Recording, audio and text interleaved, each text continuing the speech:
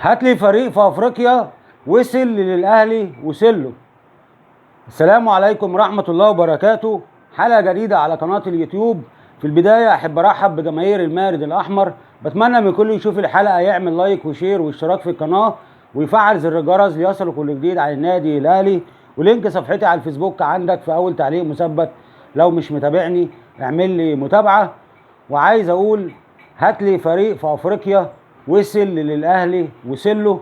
ليه بقول كده؟ عشان يا دوبك ماتش الوداد وصن داونز خلص من هنا وطلعت علينا التصريحات المجنونه والهبله من الاعلام الزملكاوي من هنا. ودايما انا مش عارف ليه الناس دي حاشره نفسها في اخبار النادي الاهلي. الاهلي يلعب مع الوداد، يلعب مع صن داونز، انت مالك؟ يعني حاجه غريبه من اللي بشوفها من الاعلام الزملكاوي والتصريحات بتاعتهم بعد مباراه صن داونز والوداد. ايه اللي شغلك انت واللي شغل دماغك ان الاهلي يوصل يلاعب الهلال ولا يلاعب صن داونز؟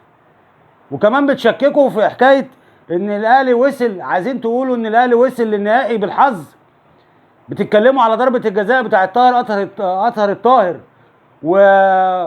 والنهارده اللاعب اللي دخل الجون في نفسه في صن داونز هم دول اللي وصلوا الاهلي للنهائي؟ لا، النادي الاهلي وصل للنهائي بمجهوده، مش بمجهود اي حد تاني ومش بالحظ. وعمر فريق في افريقيا يوصل للي وصلوا الاهلي بالحظ زي ما انتم ما بتقولوا. انتوا فين؟ انتوا غايبين عن الوعي اساسا. لما يطلع عمرو الدردير يقول لك الوداد اصعب من صن داونز بالنسبه للاهلي. وكمان مصطفى الجويلي اللي اتطرد من مؤتمر مرتضى منصور، ومرتضى منصور طرده من المؤتمر. بيقول على لاعب صن داونز اللي دخل الجون في نفسه، بيقول لك لاعب صن داونز وطاهر الطاهر المفروض يتكرموا في نهائي افريقيا. يتكرموا ليه؟ دي تصريحات يعني بتسخر بيها او بتقلل بيها من انجاز النادي الاهلي. مش اطهر الطاهر هو السبب، او اللاعب بتاع صن داونز هو السبب في ان الاهلي يوصل للنهائي. لا، بمجهوده. طب ما قلتش ليه ان في مباراه صن داونز والاهلي في مصر على ضربه الجزاء بتاعت هاني اللي ضيعها؟ ضربه الجزاء دي لو كانت جت كانت النتيجه بقت 2-1 او 3-1. ليه بتتكلموا انتوا كده؟ وليه دايما يعني بتحاولوا يعني تقللوا من انجاز النادي الاهلي انه يوصل للنهائي لرابع مره، يوصل للنهائي على التوالي؟ عشان انتوا عمركم ما هتعملوا كده ولا هتوصلوا لكده اساسا. وكمان خالد الغندور، عشان اقول لكم ان دي تصريحات ما تطلعش الا من ناس جهله او ناس حاسه بالنقص.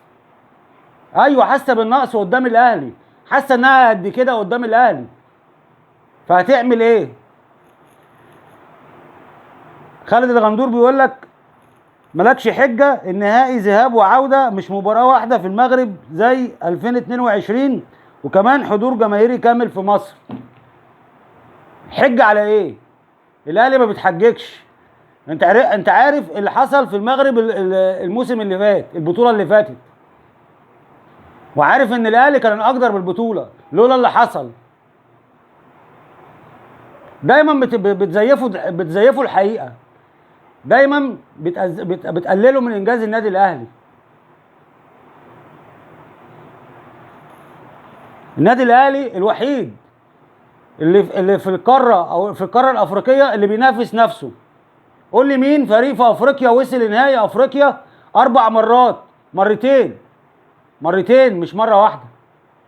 مره 2005 و2006 و2007 و2008، واتكررت تاني في 2020 و21 و22 و23. الاهلي بينافس نفسه، الاهلي مش شايف حد قدامه، الاهلي في القمه فوق، وانتوا بتتكلموا وانتوا تحت مش شايفين حاجه، مش هتقدروا توصلوا له اساسا. الاهلي وصل للنهائي 16 مره في تاريخه، خد البطوله 10 مرات من ال 16 مره. النهارده صفحه الفيفا بتتغنى بالاهلي، كل دول افريقيا بتتغنى بالاهلي، حتى الفرق العربيه بتتغنى بالاهلي، كل العالم بيتغنى بالاهلي الا شويه، يعني شويه يعني اقول عليهم ايه، الصغار اللي هم مش قادرين يوصلوا للنادي الاهلي اساسا. صغار مش قادرين يوصلوا للنادي الاهلي. بيفكرني كده لما الفار بيحب يهزر مع الاسد. فار عمرك ما هتبقى اكبر من كده. شويه ناس طالعه، ده يتكلم على طاهر اطهر الطاهر، واللي يتكلم على ان مالكش حجه. ورينا نفسك انت، ورينا نفسك انت في بطوله افريقيا اللي اخرك دور المجموعات وبتطلع حصاله. انا مش عارف ازاي الناس دي عندها قلب تتكلم عن النادي الاهلي اساسا. النادي الاهلي الوحيد في مصر وفي افريقيا هو اللي بيوصل للانجازات دي، هو اللي معاه البطولات دي. النادي الاهلي الوحيد في مصر وفي افريقيا وفي الدول العربيه اللي بيتقارن بريال مدريد. انتوا عقولكم راحت فين؟ وما تفكروش ان الناس هتصدقكم. لا، اللي هيصدقكم اللي شبهكم، او بعض من جماهير الزمالك اللي بتصدقكم، هي اللي هتقتنع بكلامك. لكن في جماهير تاني سواء بقى من الاهلي او من الزمالك فاهمه كوره وعارفه ان النادي الاهلي تاريخ مش هيهدوا شويه ناس زيكم او شويه كلام بيقلل من النادي الاهلي. ده غير كمان رضا عبعال اللي مش عاجبه اي مدير فني في مصر ولا في افريقيا. رضا عبعال اللي بيحسسني ان هو لو مسك ريال، يعني لو يعني طبعا عمرها ما هتحصل انه يمسك اهلي او زمالك.